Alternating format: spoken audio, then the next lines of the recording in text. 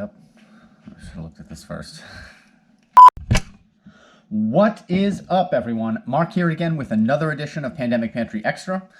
You probably know by now I like to experiment with things, and I like to end the week with desserts. So today we're going to do another take on brownies. It's going to start with the same exact brownie recipe that we did in episode 3, but instead this time we're going to make sea salt caramel baklava brownies. There's a few extra steps and a few extra ingredients, but I think it's well worth it in the end. So let's get started.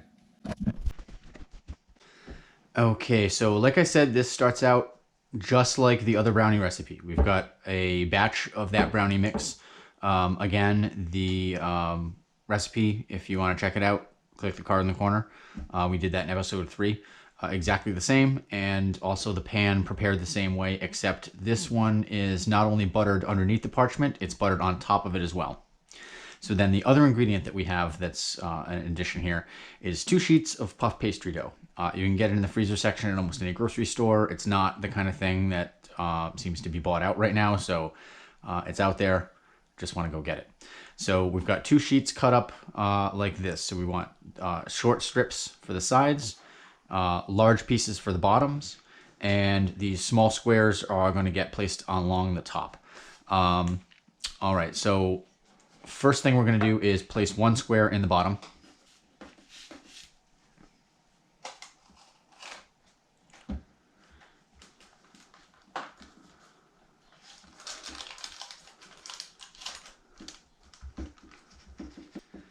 And we're going to line the sides.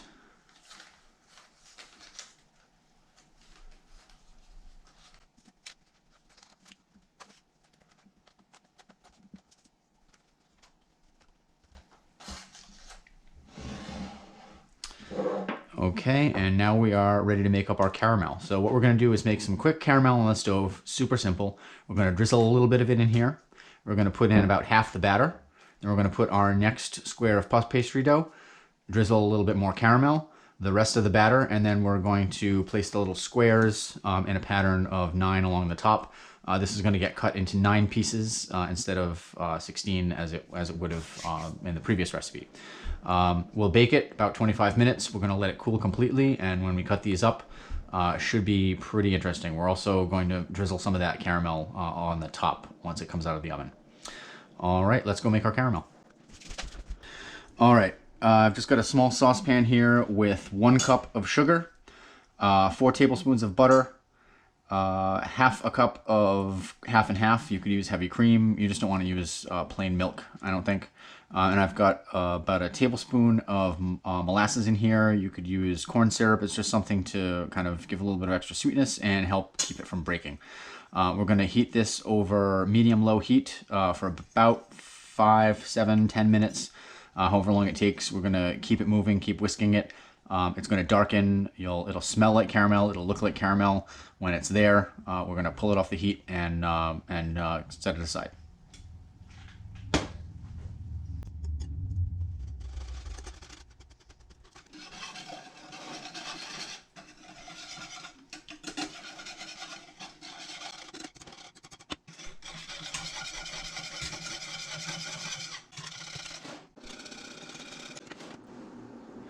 Don't mind the rest of the stuff here. I'm going to be shooting another video later today.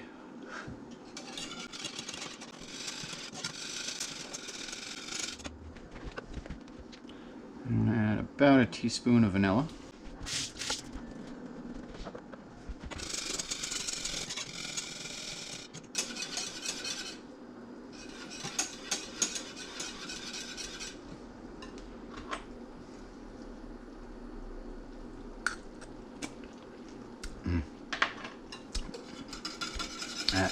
That is a delicious caramel sauce.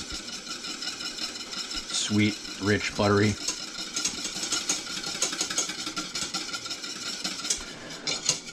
All right, this is still a little thin, but I think it's good. It'll thicken up a bit as it cools.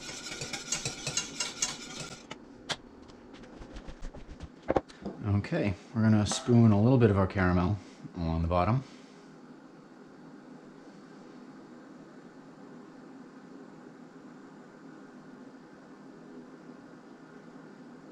And we don't want to soak it.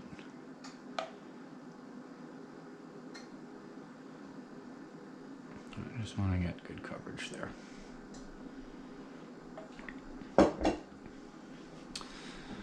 All right, now about half of the batter.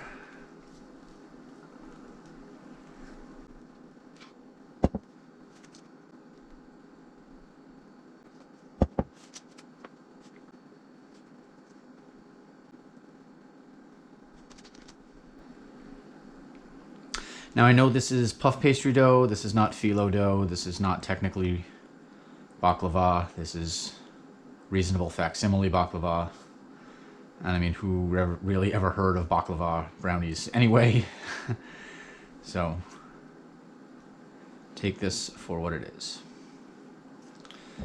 All right, now we're gonna drop in the next layer of puff pastry dough. And press that down.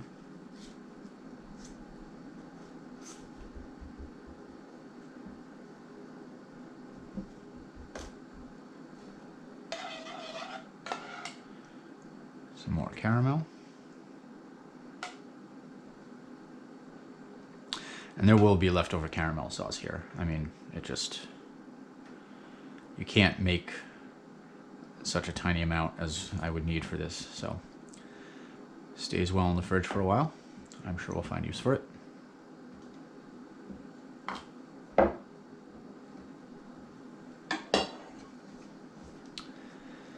And the rest of the batter goes on top.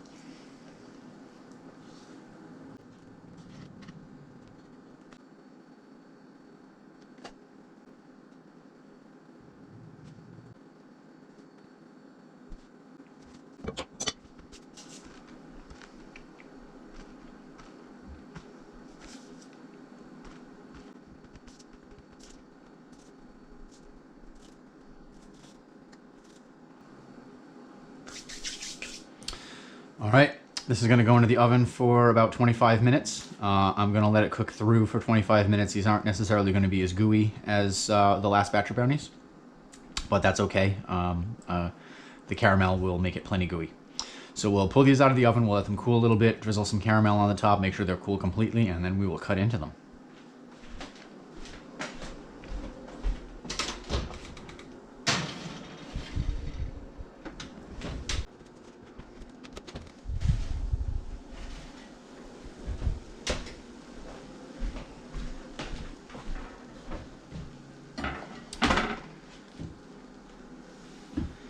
Okay.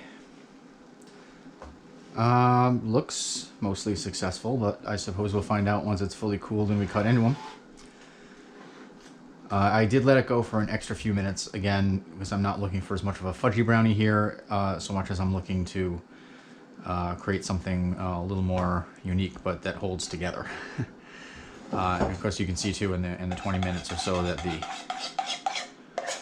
the brownies were cooking, the caramel has become quite a bit thicker.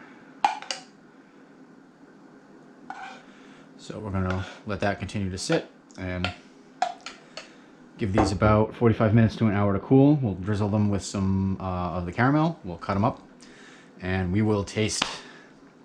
See you in a little while. All right, at this point, it's actually been a couple of hours, so these are really well cooled. You can also see that the caramel has, completely cooled at this point too. It's nice and thick. So I'm gonna slice this first. I'm gonna drizzle it with some caramel. We'll put a piece out, maybe drizzle a little bit of extra caramel sauce on there and try these out. Let's see how this goes.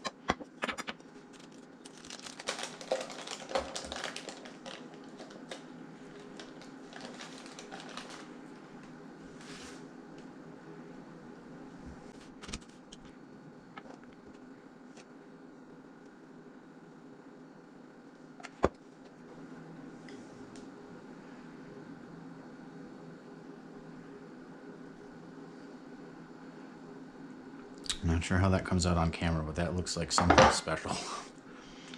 Let's see.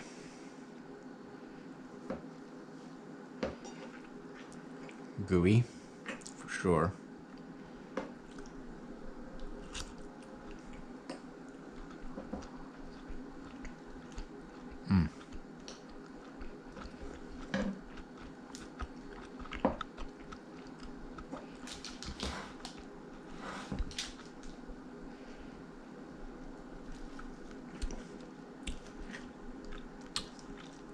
That is decadent.